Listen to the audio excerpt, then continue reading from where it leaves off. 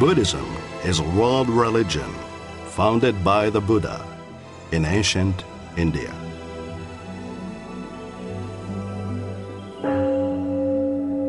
Buddhists seek wisdom, meaning, inner peace, and freedom from greed, hatred, and ignorance.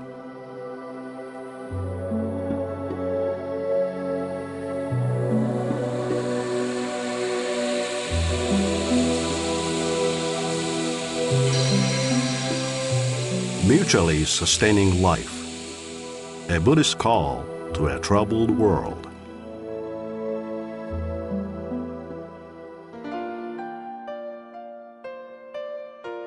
Because it recognizes the mutual relationship of every being, it accounts for the gratitude that arises from the realization of this interdependency.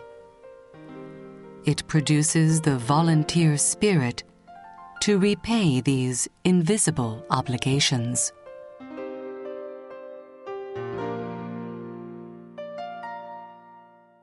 This show is the last in a series of 4 shows on how and why Buddhism has been growing in America. Today, we would like to explore one of the interesting characteristics of American Buddhism, what is being called engaged Buddhism. Engaged Buddhism refers to the effort to apply the teachings to address social issues and problems in order to build a more equitable and peaceful world.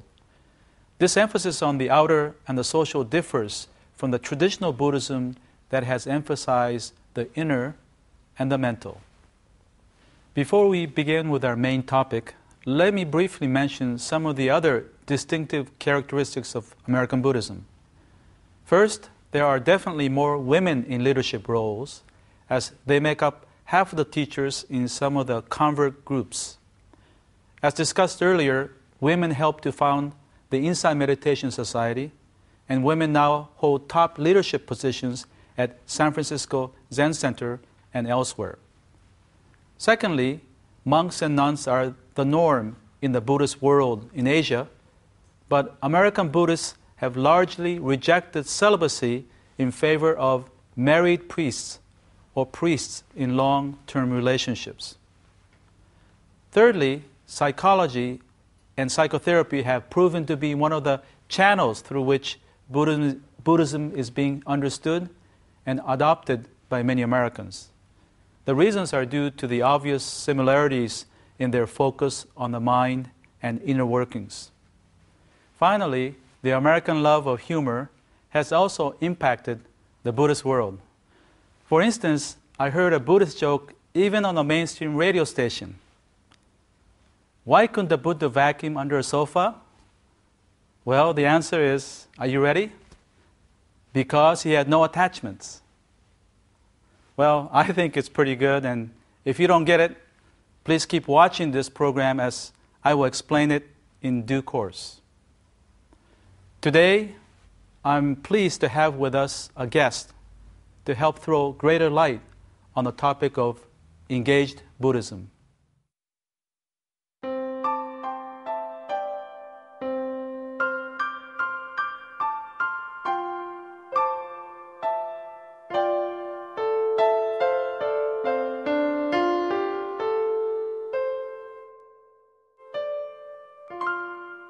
Our guest is Professor David Loy, who has written extensively and lectured worldwide on Buddhist philosophy, especially as they apply to social issues of the day. David, thank you for joining us. Thank you, Ken. It's my pleasure to be here. Good. Let me begin by asking a question about how you got started in Buddhism and when. Well, I was part of a large wave of young Americans who became Buddhists in the late 60s and early 70s. I think it was a natural development out of the cultural transformation that occurred then, not only politically but also spiritually. I think many of us became open to new possibilities. And for me personally, as a philosophy major in college, it wasn't such a big jump from existential philosophy to something like Buddhism, which, as you know, is a very existential religion. It has a lot to say about death, meaning of life, and anxiety, such things. I know you've written a number of books, and I wonder if you can say a few words about some of the books that you've written on, specifically on engaged Buddhism. Thanks for the plug. You're welcome. There are two main books. One of them is historical, and it tries to use Buddhist principles to look at how it was that the history of the West developed in the way that it did. The title of that one is A Buddhist History of the West. It doesn't talk about Buddhism in the West, but it uses Buddhist ideas. I see. And the other one is more recent.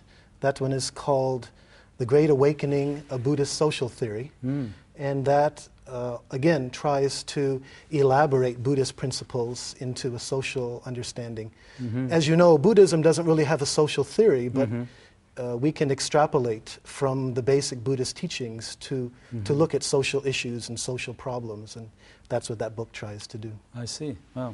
Well, on that point about Buddhism lacking social philosophy, that there are some people who claim that Buddhism should not be so concerned with the social, rather it should be focused more on the inner and the mental. How do you respond to that? I think that's a very good question because, of course, many people do think that way. But the really important response is, can we really separate them? Can we separate the personal from the social? In fact, you could argue that it's really inconsistent with basic Buddhist teachings to try to do that. As you know, Buddhism is all about awakening to our true nature, and awakening involves overcoming this sense of duality between inside and outside, this sense of separation that I'm in here and the world is out there. Buddhism emphasizes the interdependence of everything, that there's no self apart from the world. So the danger then is if we're thinking that we're just looking after our own liberation, our own awakening, then we're really reinforcing in our practice what we're trying to overcome. Let me ask you, are there organizations that are specifically dedicated to socially engaged Buddhism? Yes, there are quite a few now. The two that I'm most familiar with are, first, the International Network of Engaged Buddhists, which is based in Bangkok, Thailand. It's primarily an Asian organization, so it has branches in South Asia, Southeast Asia, Japan, Korea, Taiwan. But the main group for Americans is the Buddhist Peace Fellowship, which is based in Berkeley, California. It started about 25 years ago, and it's an umbrella group encompassing all different types of Buddhism. In fact, you don't even have to be a Buddhist to be involved, as long as you're committed to the same basic principles of peace and justice that they're concerned about. Can I ask you more specifically, what are some of the issues? Environment, these. Well, as you can imagine, peace and justice issues are a very important part of their work, especially in the last few years, dealing with things like Afghanistan, Iraq, and terrorism. They've also been very involved with matters working with prison groups. There's a lot of people. There are a lot of Buddhists, for example, now in prisons. We have a very huge prison system in the United States. They do a lot with homelessness and other issues of poverty, and they also try to address other peace and justice issues like gender and racism. So it's really dealing with a large number of issues. In addition to all that, they're trying to develop social analysis from a Buddhist perspective that would help us understand these problems. Fascinating. One of the recent concerns, of course, is the Iraq War, and I know you've written extensively and have spoken widely in different parts of the world. Could we hear a little bit about your thoughts on Iraq? Well, as you can imagine, Buddhism and the Buddha had a great deal to say about issues of peace, nonviolence, and hatred. One of the most interesting and important things he said was that hatred is never ended by hatred. Hatred, the original term is vera, is always ended by non-hatred, often translated as love or compassion. Now, the interesting question for us today is, if that's true personally, And the Buddha said 2,500 years ago that this was an ancient law. If that's true personally, is it also true collectively? Can't we see that operating in Iraq right now? It's a sad thought, but the truth is the United States now is probably more disliked and in many quarters more hated as a result of our very military response to terrorism than we were 3 years ago, before September 11th. It seems to be exemplifying what the Buddha was getting at, that when your response to terrorism is killing terrorists, you can't be surprised that others are springing up out of the network in response to that. David, is there a final point you'd like to make? Buddhism is all about suffering and how to end our suffering. Traditionally, this was understood in a very personal way.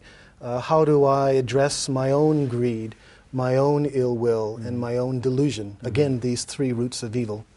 But the situation we find ourselves in now is quite different, I think. We have to find ways to address the institutional forms of these three poisons.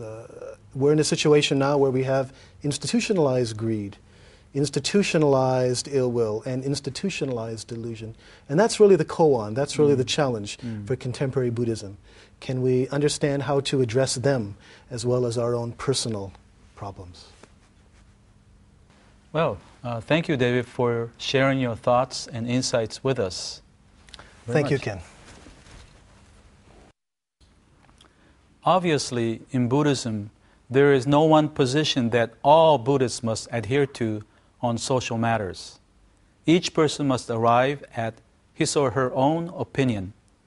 What is fascinating, however, is that on the American soil, we are witnessing a blossoming of the social dimension of Buddhism in what is called engaged Buddhism. However, this spirit is not an American invention, for it goes to the very heart of Buddhist spirituality, which was expressed in today's opening passage. Because it recognizes the mutual relationship of every being, it accounts for the gratitude that arises from the realization of this interdependency. It produces the volunteer spirit to repay these invisible obligations.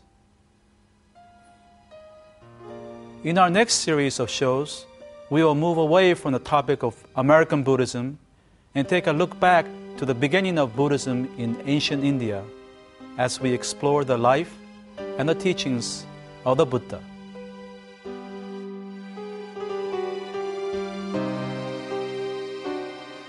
We at Bukkyo Dendo Kyokai pursue peace and happiness for people around the world. We have published the Buddhist teachings into 41 languages and donated our publication to hotels and other facilities in 55 countries. We would like to share the Buddhist teachings with people around the world. That's our mission. Visit our website for more information.